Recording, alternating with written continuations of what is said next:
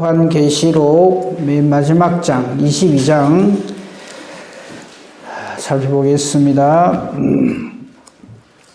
말씀 봉독은요 19절부터 마지막까지 봉독을 하겠습니다.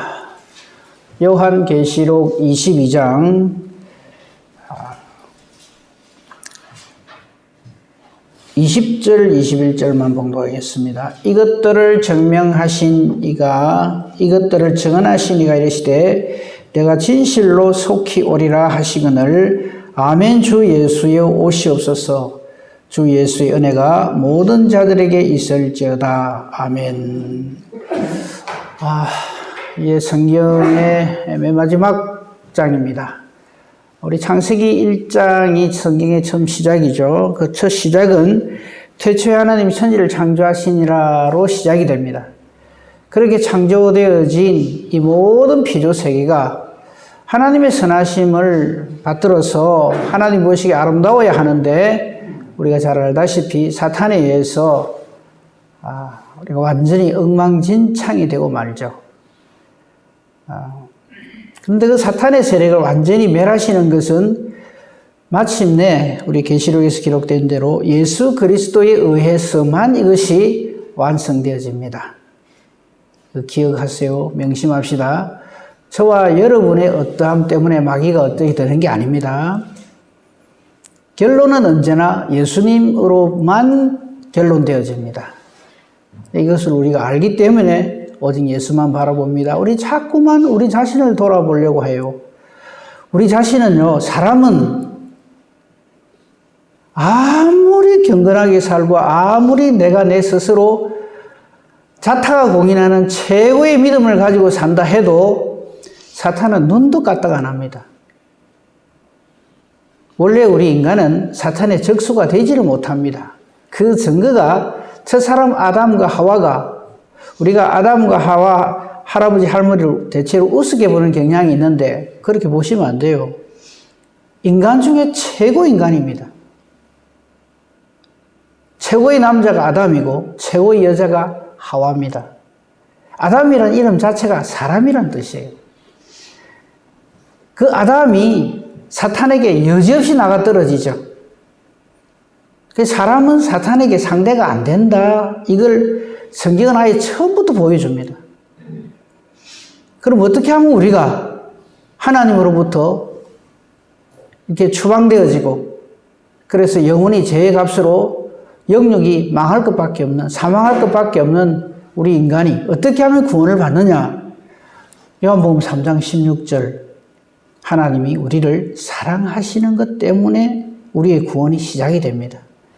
하나님이 우리를 세상을 이처럼 그 세상은 하나님이 피조하신 모든 세계를 말하는 겁니다.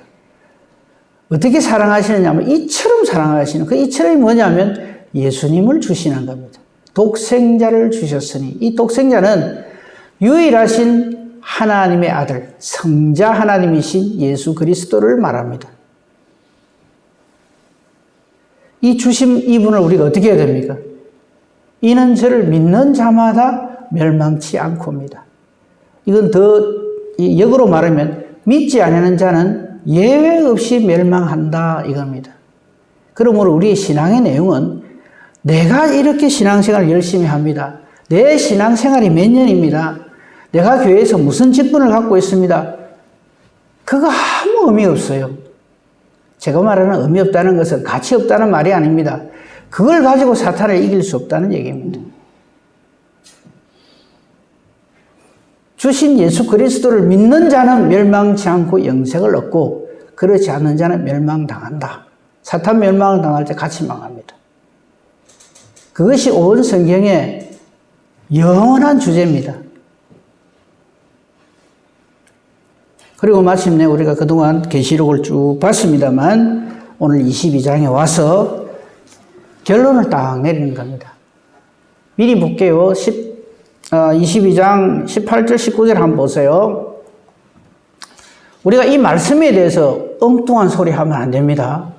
보세요. 내가 이 두루마리의 예언의 말씀을 듣는 모든 사람에게 증언하노니 만일 누구든지 이 기록된 이것들 외에 더하면 하나님이 이 두루마리에 기록된 재앙들을 그에게 더합니다.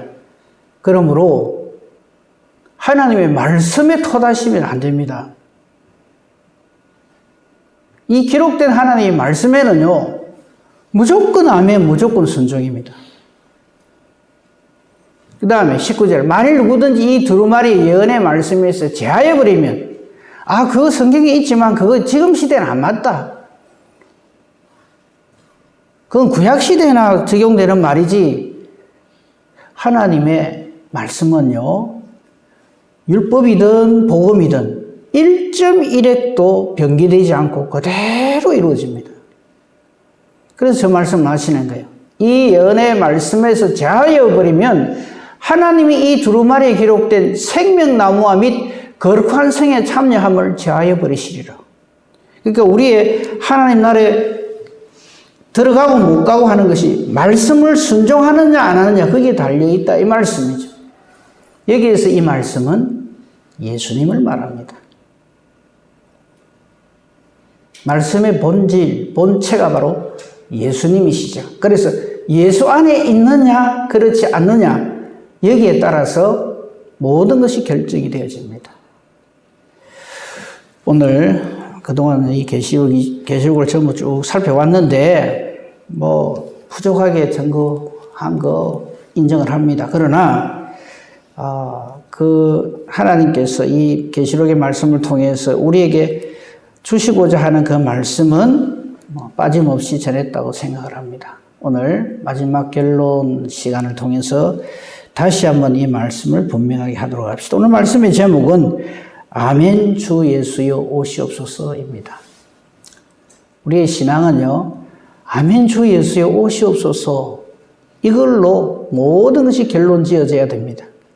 딴소리 하시면 안 됩니다. 아멘 주 예수여 오시옵소서. 여러분 억울한 거 많지요? 할 말 많지요? 아멘 주 예수여 오시옵소서에서 다 완전하게 결론되어집니다. 오늘 말씀을 구체적으로 살펴보도록 하겠습니다. 이 22장은 말 그대로 신약 성경, 구약 성경이 종결되는 장입니다. 그리고 이 계시록 22장에서 계시의 말씀이 완성이 되어지고 더 이상 계시의 말씀은 우리에게 주어지지 않습니다. 그러니까 내가 어젯밤에 꿈을 꾼데 천사가 나타나서 이랬네 저랬네 그거 전부 아닙니다. 계시는 종국되었습니다. 이 이상의 더 이상의 하나님께서 우리에게 주시는 그 말씀은 없습니다. 우리가 꿈을 꿀 수 있죠. 근데 꿈에 보니까 천사 같은 뭐가 나타나가 내한테 이런 말 저런 말 할 수 있죠. 근데 그것을 성경 위에 두면 안 돼요. 어젯밤에 하나님께서 내게 이렇게 말씀하셨다. 그걸 가지고 지금 기록되어져 있는 이 66권 성경의 권위보다 위에 두려고 들거든요. 그걸 이단이라고 합니다. 여러분 지금 우리가 알고 있는 이단들 있죠. 그게 전부 그 이단을 만들어낸 교주들이 있잖아요. 그죠? 그 사람들의 공통점이 뭔지 압니까? 이 성경책이 왜 자기들이 직접 하나님으로부터 받았다 하는 성경책이 따로 다 있습니다. 문선명이는 원리강령이라고 하는 하나님이 자기에게 직접 주신 성경책이다 하는 책이 따로 있어요. 저한테 오시면 보여드릴게요. 그걸 성경 위에 두는 거예요. 성경 그래 인정한다. 그런데 하나님이 직접 내게 주신 원리강령이라는 이 책이 성경의 권위보다 더 있다. 이리 주장합니다. 여러분 몰몬교 아시죠? 몰몬교는요. 이 성경책도 인정하고 저들이 가지고 있는 몰몬경도 인정을 합니다. 그 몰몬경 성경책도 저한테 있습니다. 오시면 보여드릴게요. 여러분 안식교를 왜 우리가 이단이라 하는지 압니까? 그냥 우리는 주일날 우리가 안식일로 성수주의를 하는데 저 사람들은 금요일 저녁부터 토요일 저녁까지 안식일을 지킨다. 그래서 이단이다. 천만에요. 저들의 교주가 화이트라고 하는 여자분입니다. 이 여자가 자기가 하나님으로부터 직접 계시를 받았다 하는 저들만의 성경책이 따로 있습니다.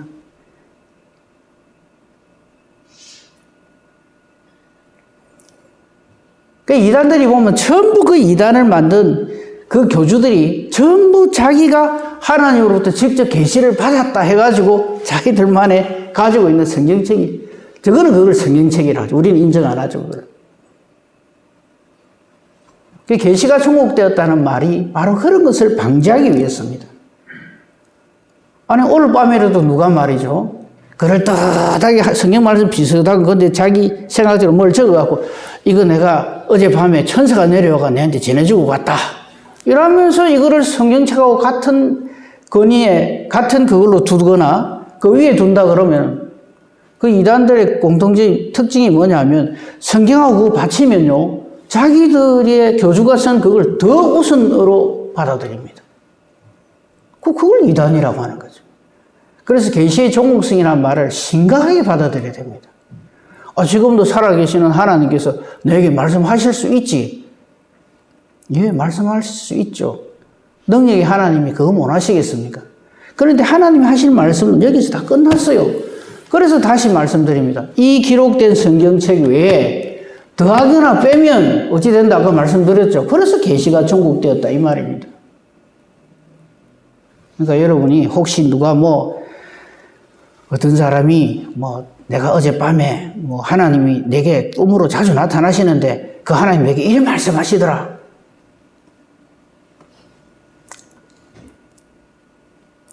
그냥 간단하게 이렇게 생각하시면 됩니다. 아이고 또 개꿈 꿨구나 이렇게 생각하시면 돼요.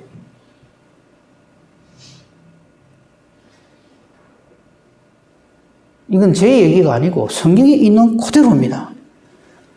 18절 19절 다시 안 띄워도 되겠죠. 이 말씀, 기록된 이 말씀 위에 더하거나 빼거나 하면 더하는 자에게는 하나님의 징계를 더하시고 빼는 자에게는 그 생명책에서 생명의 그 구원 얻는 데서 빼버린다 이러십니다. 그 이상 더 이 외의 계시의 말씀을 하나님 말씀이라고 우기거나 주장하는 그런 것은 있을 수가 없다 하는 얘기입니다. 자, 봅시다. 이 계시록 22장은 좀 전에 말씀드린 대로 온 성경이 이 종결되는 결론이 되어지는 말씀입니다. 천지 만물을 창조하신 하나님께서는 그렇게 피조되어진 우리가 예수 그리스도에 의해서 하나님 나라로 초대받기를 원하십니다. 이게 온 성경에 흐르는 하나님의 진리의 말씀이요 하나님의 우리를 향하신 뜻입니다. 이 계시록 22장 1절에서 5절까지는요 어떤 내용이 기록되어 있는가 하면은 구원받은 성도들이 누릴 복이 기록되어져 있어요. 간략하지만 살펴보도록 합니다. 그리고 6절에서 마지막 절까지는 이제 이 성경의 결론이죠. 그죠? 하나님 말씀과 예수 그리스도의 재림이 확실하다는 것을 증거하고 있습니다. 자, 1절에서 5절, 좀 전에 말씀드린 대로 구원받은 성도들이 누릴 복이 그게 아주 세밀하게 잘 기록되어져 있습니다. 그죠? 1절 보겠습니다. 또 그가 수정같이 맑은 생명수의 강을 내게 보이니 하나님과 및 어린 양의 보좌로부터 나와서 즉 이 생명수의 강물이 하나님과 어린 양의 보좌로부터 이 생명수의 강이 흘러나온다 이 말이죠. 길 가운데로 흐르더라. 그래서 이 온 천국에 이 하나님으로부터 나오는 이 생명수 물이 흘러 넘치더라 하는 내용입니다. 그죠? 이 말씀은 무슨 말이냐면 하나님과 어린 양이 모든 생명의 근원이 되신다 하는 것을 우리에게 말씀해 줍니다. 이렇게 나온 그 물은 그 여러 가지 열매를 맺게 하고 하는 말씀들이 거기에 기록이 되어져 있죠. 이 말씀들은 이미 구약 성경에서 그리고 또 신약 성경에서 이것을 미리 예고해 주신 말씀입니다. 우선요, 계시록 7장 17절 말씀을 한번 봅시다. 미리 전에 말씀 주신 건데 한 번 더 보겠습니다. 거기 보면 이는 보좌 가운데 계신 어린 양이 그들의 목자가 되사 생명수 샘으로 우리를 인도하신다. 네. 이 생명수 샘으로 인도한다는 말은 우리를 완전히 구원해 주신다 이 말이죠. 그 구원된 자에게 하나님의 위로와 평강이 넘친다는 것이 계시록 7장 17절 말씀이고요.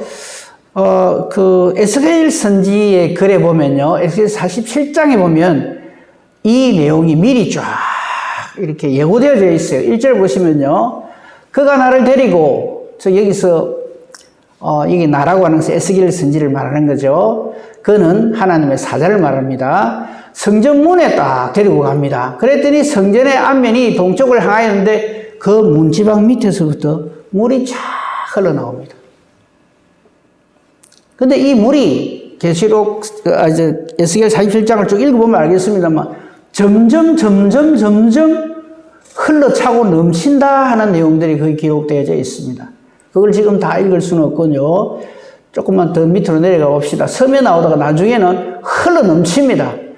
물이 발목에 오르고요. 조금 더 가니까 무릎 가고요. 그 다음에는 물이 완전히 그냥 내 온 몸을 적시게 되는, 충만하게 된다 하는, 사람이 능히 건너지 못할 강으로 크게 이 물이 엄청난 양으로 성전에서부터 흘러나온다. 이건 뭐냐면 장차 성전이신 예수님으로 말미암아 온 세계 만민에게 흡족하게 부어질 구원의 은혜를 의미하는 겁니다. 9절만 한번 보겠습니다. 9절을 보면요. 이 강물이 이르는 곳마다 번성하는 모든 생물이 살고 또 고기가 심히 많으리니 이 물이 흘러 들어가므로 바닷물이 되살아나겠고 이 강이 흐르는 각처에 모든 것이 살 것이라. 이 성전에서 흘러나오는 물은 바로 구원주 예수 그리스도를 의미합니다. 이 에스겔 선지를 통해서 이렇게 미리 우리에게 알려주셨다는 겁니다. 그 비슷한 말씀들이 많이 나옵니다만요. 스가랴서 14장만 한번 봅시다. 스가랴서 14장 7절부터 보겠습니다. 여호와께서 아시는 한 날이 있으리니 낮도 아니고 밤도 아니고 어두워 갈 때 빛이 있으리로다. 이 어두워 갈 때 빛이 있단 말은 이 세상이 정말 사탄에 의해서 완전히 멸망되어져 가고 소망이 없다 싶을 그때에 빛을 우리에게 비춰주신단 말이죠. 그 날에 8절입니다. 그 날에 생수가 예루살렘에서 솟아나서 절반은 동해로 절반은 서해로 흐를 것이다. 여름에도 겨울에도 그러하다. 이건 뭐냐면 이 생수가 예루살렘에서 솟아난 이 물이 못 미칠 데가 없다 이런 뜻입니다. 그리고 9절 여호와께서 천하의 왕이 되시리니 그날에는 여호와께서 홀로 한 분이실 것이요 그의 이름이 홀로 하나이실 것이라. 이 은혜를 베푸시는 하나님에 의해서 이 모든 것이 완성되어질 것이다. 우리의 구원이 완전해질 것이다 하는 말씀을 우리에게 쭉 보여주고 있습니다. 그렇죠? 그리고 이제 본문 2절을 한번 봅시다. 거기 보면 이렇게 흐르는 보좌로부터 수정같이 맑은 생명수강이 흘러나오는데 강 좌우에 생명나무와 12과일 달마다 이렇게 열리게 되고 잎사귀는 만국을 치료하게 될 것이다 하는 말씀이 2절에 나옵니다. 이 말씀에 대해서는 창세기 3장으로 한번 가봅시다. 창세기 3장 22절 24절을 보면 거기 보면 우리 첫 사람이 하나님 앞에 범죄해서 쫓겨나는 장면이 나오는데 거기에 이미 이 말씀하고 연결되는 말씀이 있어요. 여호와 하나님이 이르시되 보라 이 사람이 선악을 아는 일에 우리 중 하나같이 되었으니 이거 뭐냐면 이 사탄의 영향력을 받아서 사탄의 졸개 하수인 노릇을 하게 됐다 이 말이죠. 근데 이것이 생명나무 열매도 먹고 영생하면은 이건 골치 아프다 이거죠. 그래서 23절에 보면 하나님이 에덴 동산에서 그를 내보냅니다. 아담과 하와를 추방하는 거죠. 그죠? 그리고 그의 근원이 된 땅을 갈게 합니다. 그래서 오늘날 우리가 이 땅에서 이 고생을 하고 사는 거예요. 그리고는 하나님이 차단을 딱 시켜버립니다. 그게 24절입니다. 이같이 하나님이 그 사람을 쫓아내시고 에덴 동산 동쪽의 그룹은 천사들 말합니다. 천군 천사들과 두루두루 불칼을 두어서 생명나무의 길을 지키게 하시니라. 그래서 우리 인간으로서는 도저히 저 생명에 영원한 생명을 얻을 수가 없어요. 다 죽게 되어 있죠. 그런데 바로 저 생명나무가 있는 그 길로 인도해 주시는 분이 바로 예수님이다. 그래서 내가 곧 그 길이다 하는 말이 생명나무로 인도하는 길이다 이 말이에요. 진리가 되시고 생명이 되신다. 그죠? 분명해지죠. 그죠? 그리고 다시 본문 3, 4절 보겠습니다. 이 구원을 얻은 자에게는 어떤 복이 주어지는가 하면 3절에 다시 저주가 없다. 하나님으로부터 추방당하거나 낙원에서 쫓겨나거나 이런 일이 없다 이 말이죠. 다시 저주가 없으며 하나님과 그 어린 양의 보좌가 그 가운데 있으리니 임마누엘이죠. 하나님이 함께 하시는 거죠. 그죠? 그의 종들이 그를 섬기게 되고 하나님 나라에 들어간 사람들에게 하나님의 천군 천사들이 수종을 던다 이런 뜻입니다. 그리고 4절에 그의 얼굴을 본다. 그의 이름도 그들의 이마에 있으리라. 다시 밤이 없겠고 등불 횃불이 쓸데없고 이는 주 하나님이 그들에게 빛이심이라 그들이 세세토록 왕노릇하리로다. 이렇게 기록이 되어 있는데 저 표현은요. 정말로 저렇구나. 이렇게 해석을 해도 되겠지만 그 하나님 나라에서 우리가 누릴 영원한 영생 복락은 더 이상 설명을 할 수가 없다. 이런 뜻이 저게 5절에 담겨져 있습니다. 세세토록 왕노릇한다. 이 말 빼기를 할 말이 없는 거예요. 이거는 우리 사람의 필설로 말로도 글로도 표현할 수 없는 엄청난 영광이요. 영원한 복락이다 하는 것을 이렇게 표현하는 거죠. 하나님이 함께 하시고 하나님이 우리를 비춰주시고 우리는 세세토록 왕노릇한다. 이 말이죠. 여기에 대해서 몇 군데 말씀 봅니다. 시편 17편 15절에 보면요. 하나님 나라의 모습이 이렇게 기록되어 있습니다. 나는 어려운 중에 주의 얼굴을 배우리니 깰 때에 주의 형상으로 만족하리이다. 즉 하나님과 항상 함께 있다. 동행한다. 영혼이 분리되어지지 않고 주의 얼굴을 배우고 산다. 잠을 자고 일어날 때도 주의 형상으로 내가 만족한다. 이렇게 저 시적인 표현입니다만 저렇게 표현하고 있고요. 신약 성경에서 사도 바울은 이렇게 표현합니다. 고린도서 13장 12절에 보면 이런 표현이 있습니다. 우리가 지금은 거울로 가는 것 같이 희미하다. 저 말 이해를 잘 하셔야 돼요. 요즘 거울이 얼마나 잘 나오는 거죠. 거울 보면 환하게 깨끗하게 잘 보이잖아요. 그런데 저때 사도 바울이 기록한 저 거울은 청동 거울을 말합니다.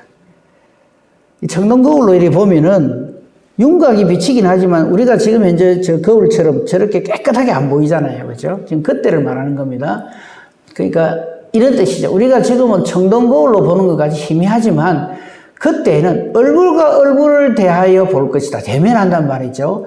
지금은 내가 부분적으로 알지만 우리가 성경 말씀을 우리가 부분적으로 성경을 안다고 해도 틀리게 보면 안 됩니다.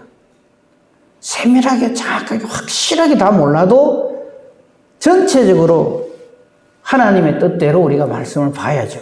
그죠? 그러니까 지금 우리가 부분적으로 알지만은 우리가 하나님 나라에 가게 되면 그때는 주께서 나를 아시는 것처럼 온전히 모든 것을 알게 된다. 이때 우리가 부끄러움이 없어야 됩니다. 지금 우리끼리는요, 이런 말도 하고 저런 말도 하고 속이기도 하고 별짓을 다 하지만 저기 가면은 주님이 나를 아시는 것처럼 완전히 뭐라 할까요? 통찰하게 된다 그럴까요? 여러분, 그러니까 지금 뭐 이 땅에서 좀 억울하고 뭐 내가 할 말도 많고 이래도 그런 걸 가지고 제가 자주 쓰는 말이 있어요. 사소한데 목숨 걸지 마세요. 정말 목숨 걸만한데 목숨을 걸어야 돼요. 정말 아무것도 아니가지고 내 기분 좀 나쁘다고 내 수 좀 틀린다고 함부로 말하고 함부로 원망불평하고 그러면 안 됩니다. 우리는 우리의 전부를 걸만한 목숨을 걸만한 일에 우리의 전부를 걸어야 합니다. 그 다음 고린도후서 3장 18절을 한번 볼까요?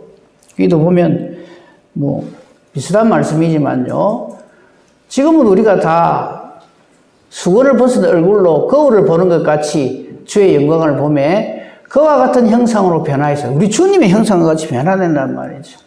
영광에서 영광이 이르느니 그 주의 영으로 말미암아서 우리가 전에는 수건으로 뭘 가리고 잘 모르고 이랬지만 그때는 확실하게 알게 된다 이 말이죠.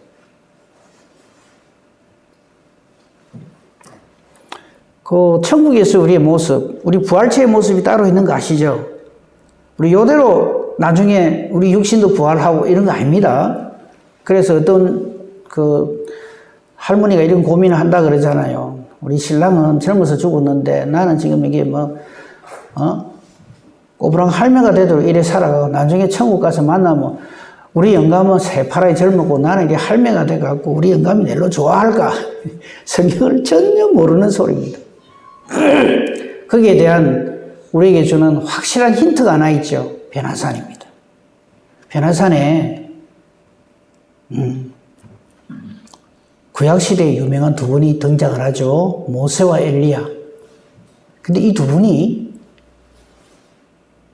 분 나이 차이가 700년 차이 나요. 육신의 나이 차이가. 한 7, 800년 나거든요. 모세하고 엘리야하고. 근데 그게 아무 차별이 없어요.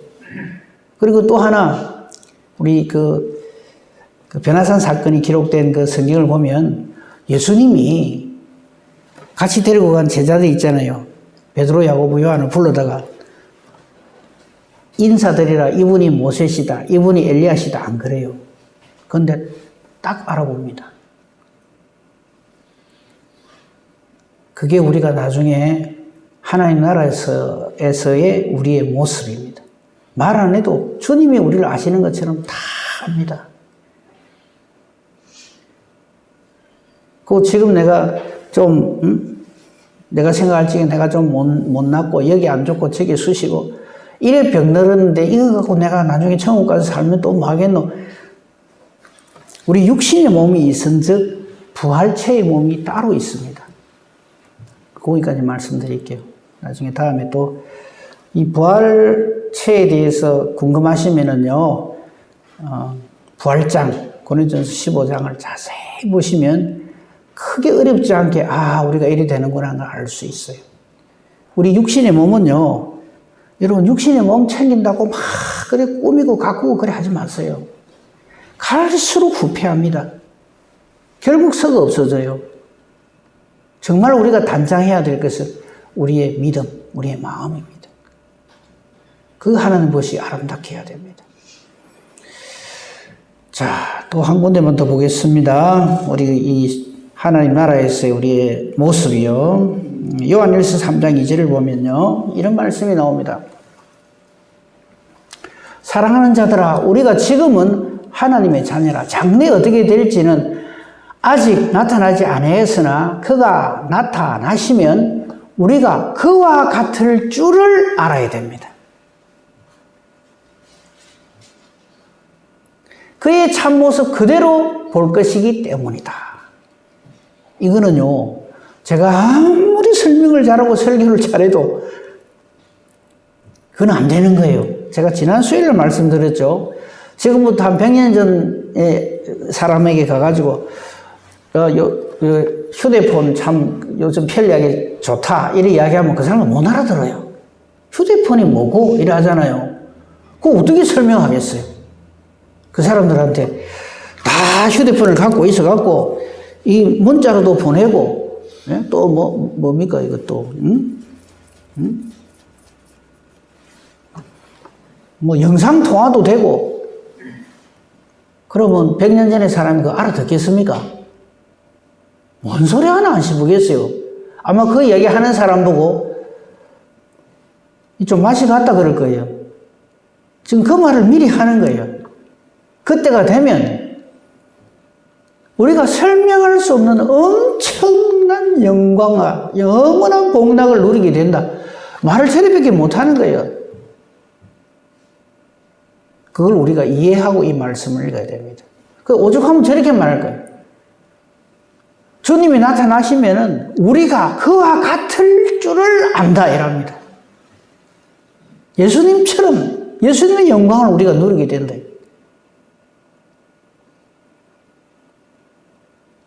이 땅에서 어떤 뭐 좀 잘 나가고 뭐 좀, 뭐 사는 것처럼 살고 하는 건 비교가 안 돼요. 제가 좀 오래전에 얘기인데 어느 그 장례식장에 갔다가 어떤 목사님 설명을 듣고 내가 얼마나 웃었던지, 그 돌아가신 분이 이제 할머니 집사님이었는데 좀 힘들게 사셨어요. 우리 흔히 하는 말로 학고방이라 그럽니까? 여기서는 학고방에 살았지만 이제 하나님께 이제 그 설교를 하는데, 여기서는 이 학고방에 살았지만 믿음으로 살았기 때문에 천국 가면 최소한 30평짜리 아파트에 살 겁니다. 이러는데 내가 얼마나 웃었는지. 그 우리가 생각하는 게 다 우리 수준으로 밖에 생각 못 하는 거예요. 우리 중에는 그런 분 없으리라고 생각합니다. 여기서는 뭐 아파트 내가 뭐 끽 해봐야 25평 살았는데 천국 가면 막 한 100평짜리 하나님 안 주시겠나? 100평짜리 아파트 살아가 말로 합니까? 청소하기만 힘들지. 우리가 성경을 보면서 저 글 속에 담겨져 있는 뜻을 볼 줄 알아야 돼요.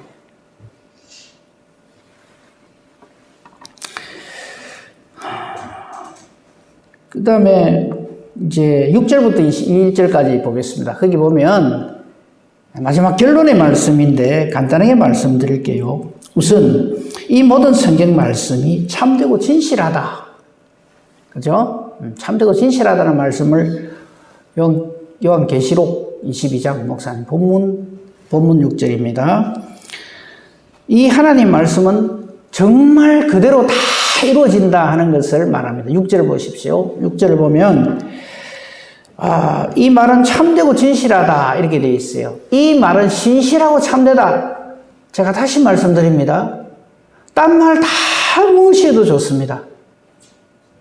제 설교하는 것 정말 막 귓등으로 듣고 흘려도 좋습니다. 그러나 하나님, 기록된 이 하나님의 말씀, 이거는 정말로 신실하고 참됩니다.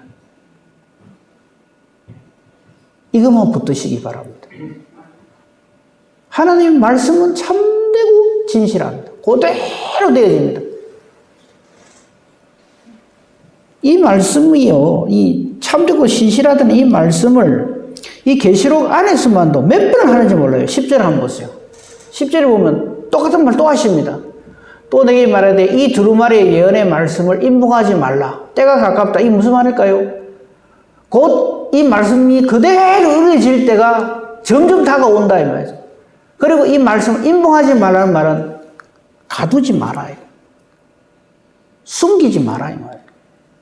그래서 우리가 이 세상을 살면서 해야 될 일은 뭐냐면 이 말씀에 증인된 자로 살아야 된다. 내 말 무시당해도 괜찮아요. 내 인격이 모욕을 당해도 괜찮아요. 욕을 먹어도 괜찮아요. 그러나 이 생명의 말씀은 반드시 그대로 되어진다. 그래서 제가 딴 거는 다 참습니다. 그런데 하나님 말씀을 가지고 엉뚱한 소리 하는 거는 저는 정말 못 참습니다.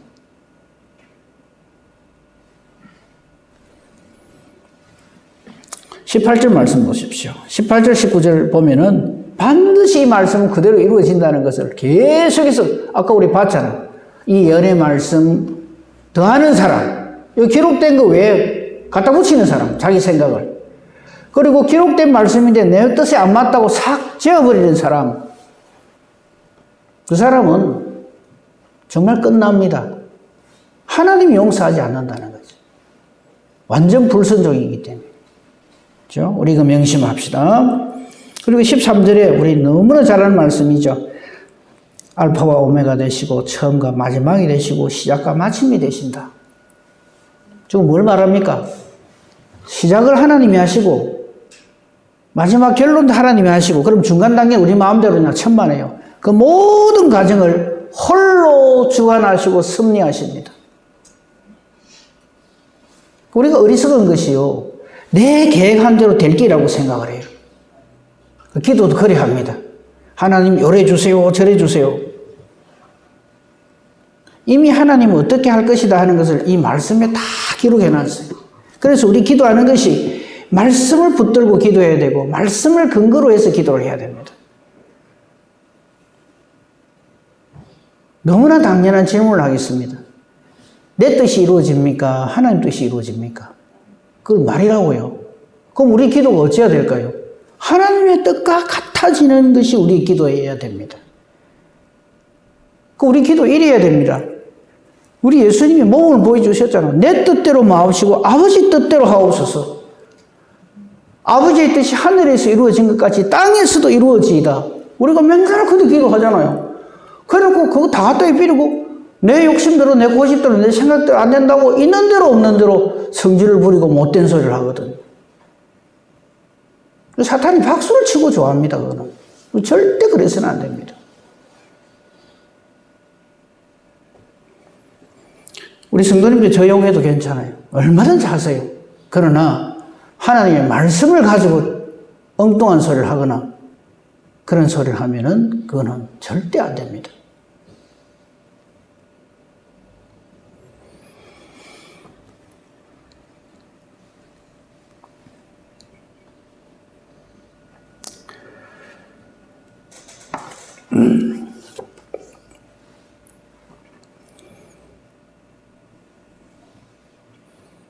그리고 이제 마지막으로 예수님 오시는 것에 대해서 보겠습니다. 7절 봅시다. 본문 7절. 계시록 22장 7절에 보면요. 보라, 내가 속히 오리니. 예수님이 속히 온다고 하십니다. 아이고, 아직도 안 오는데 순간 말이 변해집니다. 오셨다. 이걸로 끝입니다. 속히 온다 그럽니다. 저기 속히 온다는 것은 단순한 시간의 의미가 아닙니다. 우리들은 경성하라 이 말입니다. 오늘 밤에라도 예수님 오시면 내가 어찌 될 건가를 늘 생각하십시오. 정신이 번쩍 들지 않습니까? 아무 생각 없이 정신없이 내 살고 싶은 대로 살면 안 된다 이 말입니다. 그 말이 바로 저 말입니다. 내가 속히 온다. 보라라는 말은 내 분명히 말했다 이 말이에요. 깨어 경성해야 될 이유가 여기에 있습니다. 12절 보십시오. 예수님이 지금 3번, 4번 반복해서 말씀하시는데 기떡으로도 안 들어오면 큰일 납니다. 보라, 내가 속히 오리니. 뒷말은 안 할게요.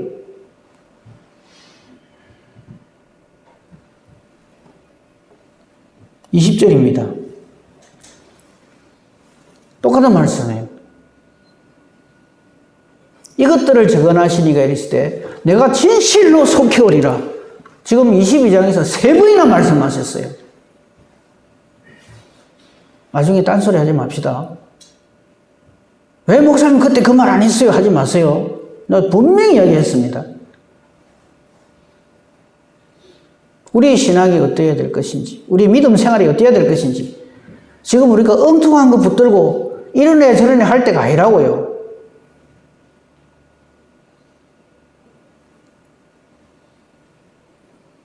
저렇게 내가 진실로 속히 오리라 하시는 이 말에 대해서 아이고 주님 아직 내가 믿음이 준비가 안 됐습니다. 그런 소리 하면 안 돼요. 지금 내가 컨디션이 영 안 좋는데요. 그런 소리 하는 것도 아닙니다. 저 말 해야 됩니다. 아멘 주 예수여 오시옵소서. 저걸 뭐라 그래요? 마라나타. 저게 준비된 신앙이라.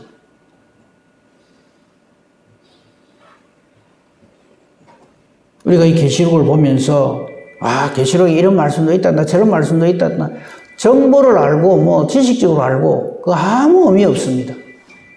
그런 게 중요한 게 아닙니다. 정말 우리가 알아야 될 것. 주님 오신다. 아멘 주 예수여 오시옵소서. 이렇게 되어져야 한다. 하는 겁니다. 우리는 이 말씀을 지키는 자로서 하나님으로부터 내리는 복을 받는 사람이 되어야 됩니다. 이 말씀을 지키는 자가 복이 있다는 말씀을요, 이 계시록 22장 마지막 장에서 5번이나 말씀하세요. 7절 봅시다. 22장 7절에 보면 이 두루마리 예언의 말씀을 지키는 자는 복이 있다. 저 복이 무슨 복이겠어요? 돈 많이 벌고 건강하고 이런 거 아닙니다. 말로 다 할 수 없는, 어떻게 이걸 표현할까 싶은 그런 엄청난 하나님의 복이 우리에게 주어진다 하는 거죠. 10절 보십시오. 똑같은 말씀입니다. 이 두루마리 예언의 말씀을 인봉하지 말라. 때가 가깝다 하는 말은 하나님이 심판할 때가 가깝다. 복 줄 자, 멸망당할 자가 곧 정해진다. 이 말씀이죠. 그 다음 12절입니다. 12절 보면요. 보라 내가 속히 오리니 내가 줄 상이 내게 있어 각 사람에게 그가 행한 대로 갚아주리라. 여러분 걱정하지 마세요. 목사님 저 억울합니다. 내가 이런 일도 당하고 저런 일도 당하고 이런 말도 듣고 저런 말도 듣고. 걱정하지 마세요. 행한 대로 하나님이 갚아주신답니다. 뭘 그리 걱정을 합니까? 아이고 저 사람은 저렇게 하는데도 왜 목사님 아무 말도 안 합니까? 왜 가만히 있습니까? 저 말씀을 좀 알고 이제 그런 말을 합시다. 각 사람에게 그가 행한 대로 갚아주리라. 누가요? 하나님. 심판장이신 예수님이 그렇게 하신답니다. 우리 저때 목사님 위에 조금만 내가 줄 상이 있는 사람이 돼야지 하나님이 네 행한 대로 내 갚을게 하는 사람이 되면 안 된다 이 말이에요. 우리 말하는 거 하나하나 행동하는 거 하나하나 하나님이 홀이라도 하나도 남김없이 전부 보응한다 그랬어요. 말 함부로 하면 안 됩니다. 우리 마음을 잘 지켜야 됩니다. 믿음을 잘 지켜야 됩니다. 14절입니다. 자기 두루마기를 빠는 자들은 복이 있으리니 이는 그들이 생명나무에 나가며 문들을 통하여 성에 들어갈 권세를 받으려 함이라. 여러분 성경에서 계시록에서 좀 조심해야 될 게 하나 있는데 뭐냐면 두루마기하고 두루마리하고 구분해야 됩니다. 두루마리는 성경을 말하고 두루마기는 뭘 말합니까? 옷을 말합니다. 이 두루마기를 빤다는 말은 우리 행실을 바르게 한다 이 말이에요. 개차반으로 하면서 아무도 모르는데 뭐 어때? 천만에요. 불꽃 같은 눈으로 보고 계십니다.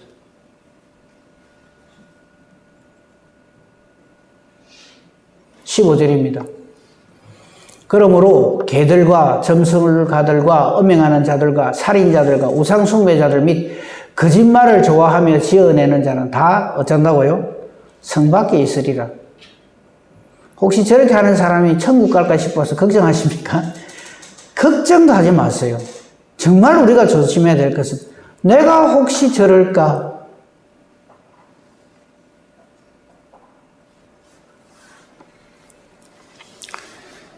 이제 마지막입니다. 마라나타. 아멘 주 예수여 오시옵소서. 우리 이 믿음 가지고 살아가십시다. 내가 진실로 속히 오리라 할 때 아멘 주 예수여 오시옵소서 하는 이 마라나타의 믿음으로 하나님 앞에 영광 돌리는 복된 저와 여러분이기를 우리 주님의 이름으로 축복하며 축원합니다. 아멘. 감사합니다 하나님. 부족하지만 계시록을 살피게 해주시니 감사합니다.